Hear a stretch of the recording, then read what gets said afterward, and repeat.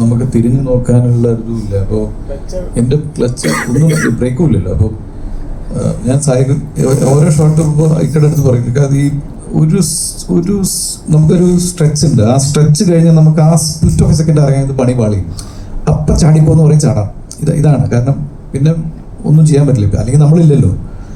അപ്പോൾ അങ്ങനെ ഒരു ഇതായിരുന്നു. അപ്പോൾ ടെൻഷനുണ്ട്, പിന്നെ നമ്മുടെ ഒരു ധൈര്യമാണല്ലോ, നമുക്കെല്ലാം നമുക്ക് ചെയ്യാൻ പറ്റും. ഇപ്പം ഈ ബാക്കിലത്തെ ഈ റിവേഴ്സിലത്തെ സംഭവം നമ്മൾ പ്രതീക്ഷിക്കാത്തൊരു കാര്യം, കാരണം അത് അങ്ങനെ സംഭവിച്ചു പോയതാണ്. അത് നമ്മുടെ അസിസ്റ്റന്റ് ക്യാമറമാൻമാർ, അത് ക്യാമറ അസിസ്റ്റന്റ് മറ്റേ അദ്ദേഹം അസോസിയേറ്റ്, അദ്ദേഹം ഓടി വന്ന് വലിയ പാറയൊക്കെ വെച്ചിട്ട് നിർത്തിക്കൊണ്ട് നിന്നതാണ്. അല്ലെങ്കിൽ ചിലപ്പോൾ നമ്മളൊന്നും ഞങ്ങൾ ഇവിടെ ഇല്ല അല്ലേ, നമ്മളൊന്നും ഇവിടെ ഉണ്ടാവില്ല. അപ്പോൾ കാരണം അങ്ങനത്തെ പടം കണ്ടവർക്കറിയാം, അങ്ങനത്തെ ഓരോരോ വഴികളാണ്.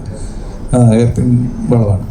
മുന്നിലേക്ക് പോകുമ്പോൾ നമുക്കൊരു കോൺഫിഡൻസ് ഉണ്ട്, എന്തായാലും നമുക്ക് കാണാമല്ലോ, ഇപ്പം എവിടെ പോയിട്ട് ഇടിച്ച് നിർത്താമെന്നുള്ളത് നമുക്കറിയാലോ.